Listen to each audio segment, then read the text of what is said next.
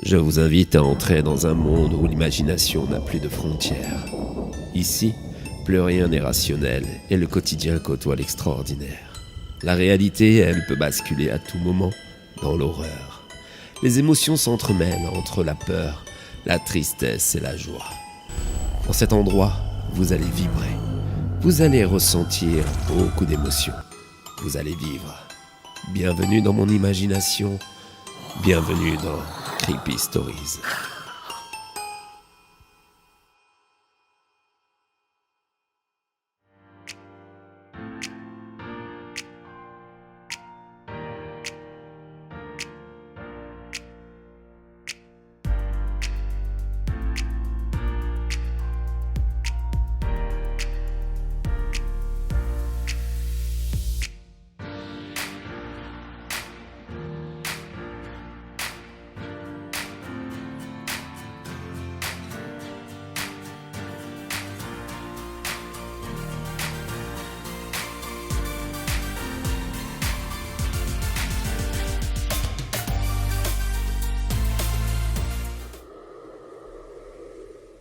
C'est un petit village semblant sortir d'une autre époque, comme si celui-ci s'était arrêté au début du siècle dernier, avec ses maisons rurales, ses granges, ses puits et ses écuries.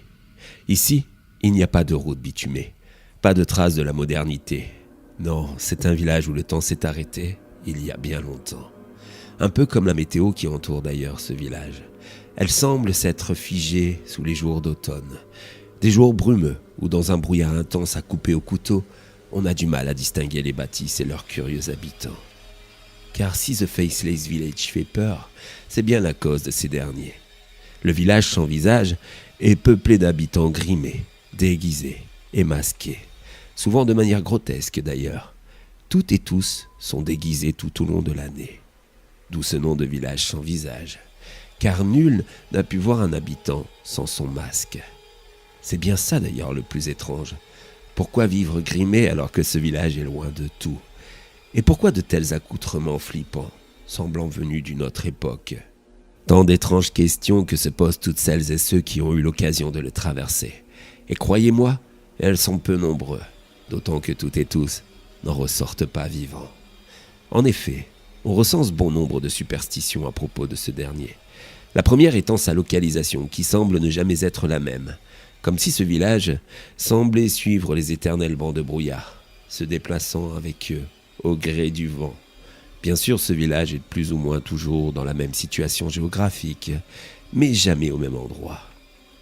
On raconte que les habitants de ce village seraient des damnés, des mauvaises personnes condamnées à errer dans ce village avant de descendre se consumer dans les flammes de l'enfer. Mais ce qui étonne, c'est le grand nombre d'enfants.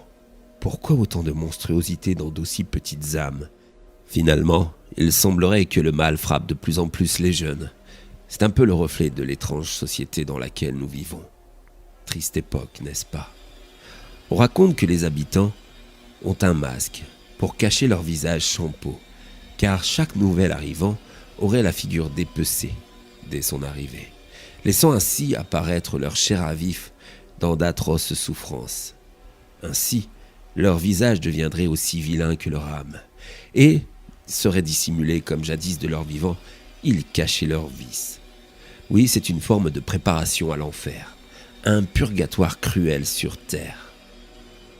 Ainsi, les nouvelles arrivants seraient donc soit des promeneurs perdus et dont l'âme est empreinte de vices, soit des personnes jugées, amenées ici-bas par le maître des lieux, un certain Smogman.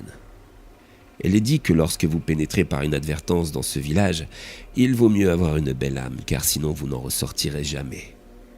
Se promener dans ce dernier est très éprouvant, car entre les chuchotements, le brouillard intense, et ses habitants prenant la pause et vous observant derrière leur masque, épiant le moindre défaut apparent, c'est très malsain.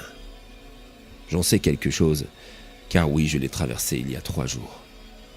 Nous étions partis voir un ami, habitant dans les campagnes, quand soudain Gary, mon ami et moi-même, nous sommes tombés en panne de voiture. Bien décidés à se faire dépanner, on a marché jusqu'à trouver une barre ou deux de réception sur nos portables, afin d'appeler une dépanneuse. On avançait tranquillement, le long de la route, quand soudain le brouillard s'est abattu sur nous. C'est alors que les premières maisons sont apparues, petit à petit, devant nous, suivies de peu par les premiers habitants et leur accoutrement flippant. Je dois bien vous avouer que c'était terrifiant. Ils nous observaient, tels des étrangers qui n'étaient pas les bienvenus, juges de la pureté de nos âmes. Gary m'a alors demandé où nous étions. Je lui ai dit que l'on était en train de traverser le Faceless Village. À ma grande surprise, il ne connaissait pas. Il faut dire qu'il était arrivé au pays que depuis une dizaine d'années. Je voyais bien qu'il n'était pas rassuré. Je les voyais, les observais, tandis que je les photographiais pour immortaliser tous ces visages si flippants. Connaissant bien la réputation de ce village, je lui ai alors expliqué que si son âme était pure, il sortirait comme si de rien n'était. Je me souviendrai toujours de sa réponse. Mais pas du tout. J'ai fui la France il y a 10 ans parce que j'avais tué 2 personnes âgées pour les dépouiller. Je suis pas une bonne personne, mec. Je suis pas. Je n'ai pas eu le temps de réagir, de l'aider.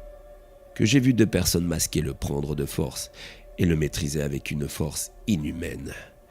J'ai assisté, impuissant et effrayé, à l'arrachage de sa peau du visage.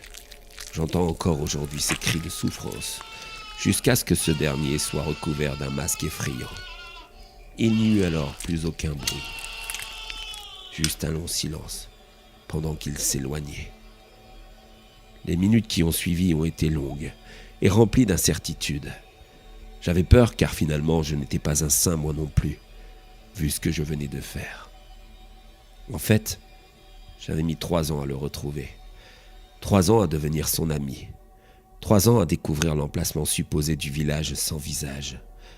3 ans à ruminer cette vengeance, pour le moins machiavélique.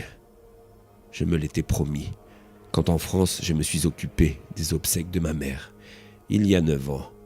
Une maman qui vivait seule là-bas, tuée, assassinée pour de l'argent, égorgée par cette ordure. La police, aidée d'un portrait témoin, n'avait malheureusement pas réussi à l'attraper. Il avait fui vers l'Angleterre, pays où je travaille depuis 15 ans. Je m'étais promis de venger ma chère mère, et je voulais que la vengeance soit à la hauteur de l'acte ignoble commis. J'ai traversé le village, les poings serrés jusqu'à la sortie, et là, comme je m'en doutais, une brume s'est épaissie. Elle s'est figée devant moi, et s'est échappée de cette dernière, cette question. Es-tu vraiment une âme pure? N'as-tu donc rien à te reprocher? Je suis resté un long moment silencieux, avant de répondre à Smogman. Non, je n'ai rien à me reprocher. Je n'ai fait que justice pour ma mère. Ce type était une ordure. Il mérite sa place parmi vous. S'il vous plaît, faites-le souffrir comme je souffre chaque jour de la mort de ma chère maman. Le brouillard s'est alors dissipé et j'ai pu rentrer chez moi. Si au gré du hasard vous tombez sur un village flippant, entouré de brouillard, où les habitants sont grimés, où Smogman règne en maître, assurez-vous bien d'être une bonne personne, ou ce lieu deviendra votre enfer sur terre.